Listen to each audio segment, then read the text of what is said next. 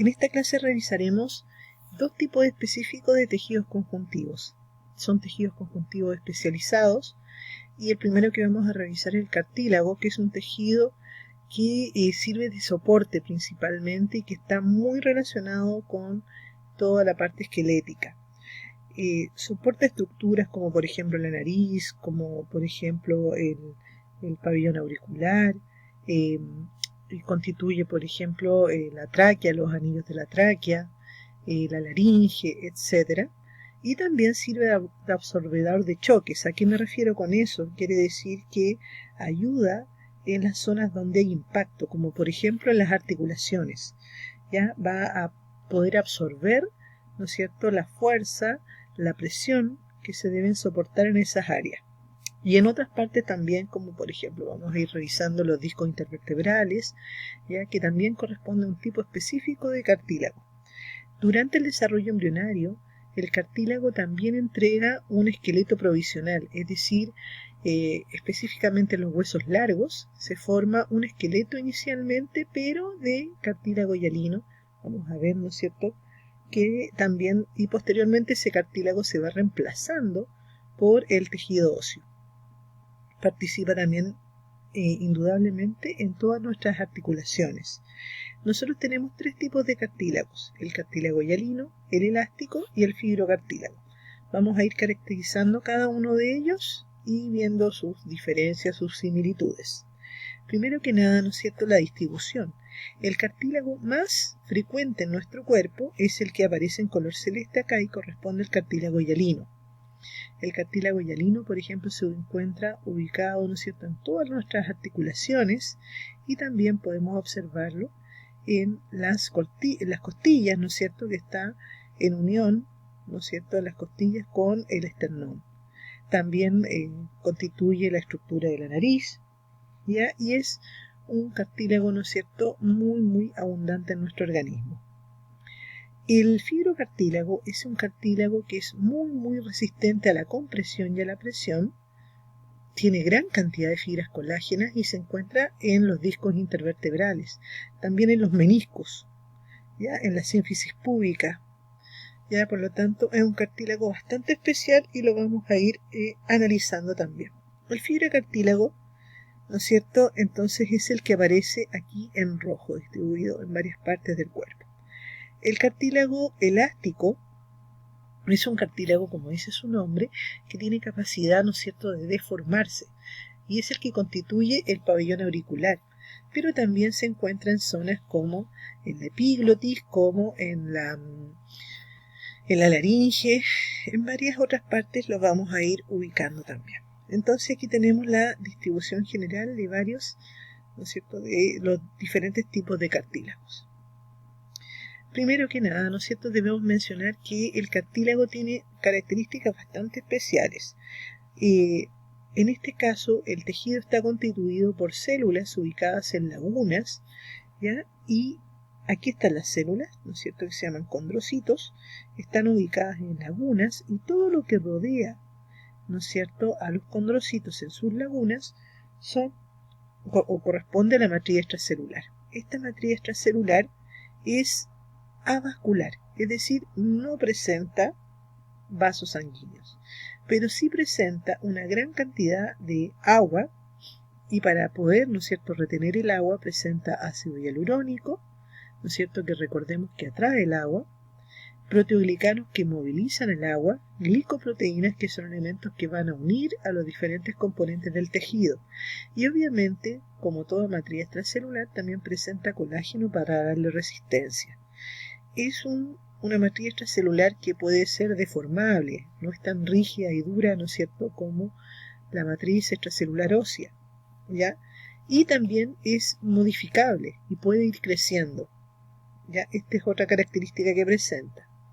El pericondrio es un tejido conjuntivo denso y regular que rodea al cartílago, ¿ya? Este tejido, ¿no es cierto?, que está en el borde del cartílago, ¿ya?, tiene dos funciones principales. El primero es permitir el crecimiento del cartílago, ¿ya?, porque aquí se encuentran ubicadas una capa interna de células, ya que son células indiferenciadas, que son ahí lo estoy buscando, ¿no es cierto? Tenemos los condroblastos, que bueno, aquí no aparecen mencionados, ¿no es cierto? Los condroblastos, ya que es una capa de células, ¿no es cierto?, que pueden dar origen a los condrocitos. ¿Ya? Ahí justamente no aparece señalado, lo voy a tratar de completar después. Y tenemos también una capa fibrosa más externa, es decir, hay una capa externa fibrosa y una capa interna celular. ¿Ya? ¿Y cuál es la otra función? La función es nutrir, porque el pericondrio, ¿no es cierto?, va a presentar vasos sanguíneos que por difusión van a permitir la alimentación de los condrocitos internos que vamos a encontrar acá. Todos los nutrientes y las sustancias pueden difundir por la matriz cartilaginosa y llegar hacia los condrocitos, ¿no es cierto?, que se encuentran internamente.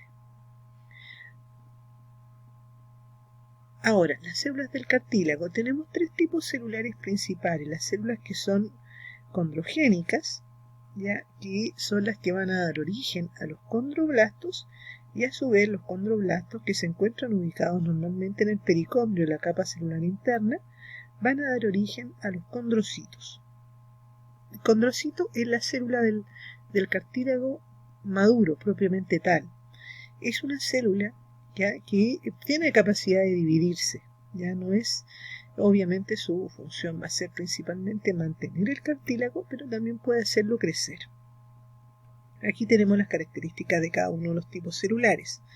Las células condrogénicas derivan directamente de las células mesenquimáticas. Ya recordemos que las células mesenquimáticas es un tejido embrionario, ya que deriva principalmente del mesoderma. Las condrogénicas pueden diferenciarse en dos tipos celulares, tanto en condroblastos como en células osteoprogenitoras. Eso quiere decir, ¿no es cierto?, que puede dar origen a tejido óseo. ¿Ya? Se puede diferenciar en células que posteriormente pueden dar origen al tejido óseo. Los condroblastos son las células que derivan, ¿no es cierto?, tanto de las condrogénicas como de las mesenquimatosas, y son células que, como se muestra en esta imagen, normalmente son aplanadas.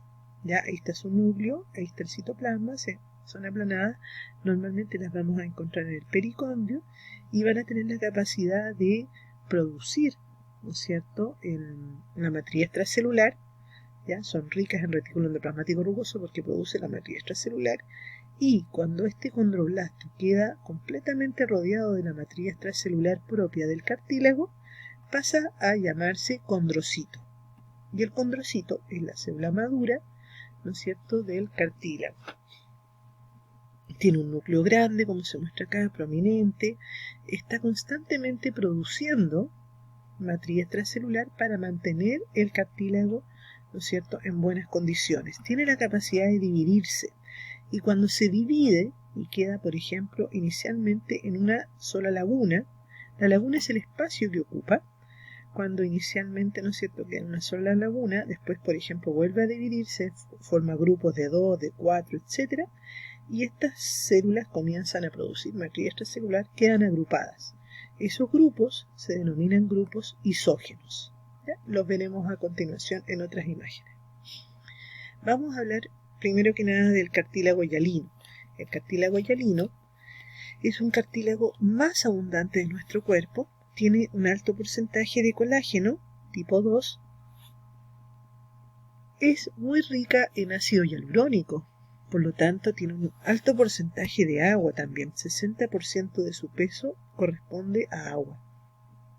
Dentro de la parte seca podemos decir que un alto porcentaje es colágeno. Presenta también como proteoglicano, con condroitinsulfato, queratansulfato. Recordemos que el proteoglicano es la molécula que ayuda a inmovilizar, ¿no es cierto?, el agua. La glicoproteína condronectina principalmente, que es una molécula que ayuda a conectar diferentes elementos. Y los condrocitos, ¿no es cierto?, están ubicados ahí en sus lagunas.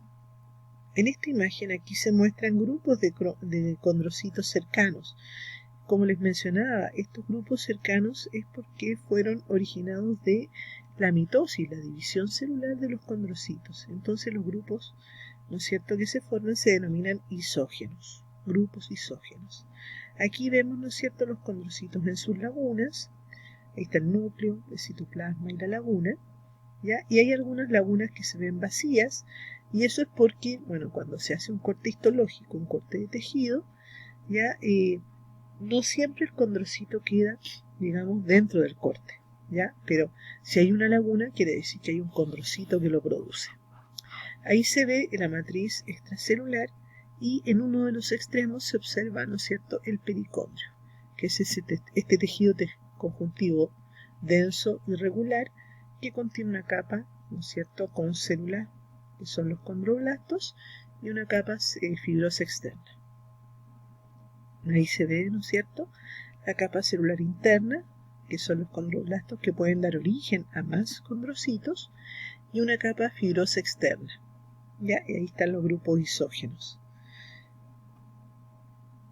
¿Dónde encontramos el cartílago hialino? El cartílago hialino, por ejemplo, lo vamos a encontrar en los extremos articulares de los huesos. Aquí vemos, ¿no es cierto?, este aquí es cartílago hialino, y aquí se muestra, bueno, un cartílago alterado. Ya en las epífisis, en las placas epifisiarias, recordemos que los huesos largos, ¿no es cierto?, van a contener un poco de cartílago, ¿no es cierto?, durante el crecimiento, durante el desarrollo. Entonces las placas epifisiarias corresponden a cartílago hialino. En la nariz también lo encontramos en la laringe. Aquí vemos varios cartílagos, ¿no es cierto?, presentes en la laringe, que corresponde al órgano de fonación. También está en la parte ventral de las costillas, ¿no es cierto?, en el extremo ventral de las costillas, en el punto de unión con, ¿no es cierto?, el esternón. Lo encontramos también en la pared de las vías respiratorias. Aquí, por ejemplo, este es un corte de tráquea, ¿ya?, en donde tenemos el epitelio, tenemos un conjuntivo con vasos sanguíneos. Estos son vasos sanguíneos, y aquí vemos, ¿no es cierto?, los anillos incompletos de cartílago hialino. Y también es un corte, ¿no es cierto?, de tráquea. En las vías aéreas lo encontramos. Recordemos que el cartílago hialino es el más abundante. Como dato, ¿no es cierto?, interesante, podemos decir que el cartílago hialino tiene la capacidad de regenerarse, así como otros cartílagos. Por ejemplo, en la nariz el cartílago sigue creciendo, y como es un tejido que no tiene vasos sanguíneos, ¿no es cierto?, es un tejido bastante deformable, que digamos no sangra cuando se rompe, pero a veces puede ocurrir que con el tiempo, con un daño, por ejemplo, se osifique, ¿ya? Es decir, por ejemplo, una persona se rompe las costillas, rompe el cartílago, puede ocurrir que ese cartílago posteriormente dé origen a tejido óseo, ¿ya? Se regenera, pero hay una posibilidad de que se vaya osificando con el tiempo. Lo mismo en algunas personas, por ejemplo, adultas mayores, puede ocurrir que en la tráquea el cartílago se vaya osificando. El cartílago elástico es un cartílago que tiene mucha fibra elástica en la matriz extracelular, y eso le da una apariencia mucho más oscura. También tiene pericondrio y tiene colágeno para darle resistencia, y los condrocitos son más grandes que el otro cartílago, que el hialino.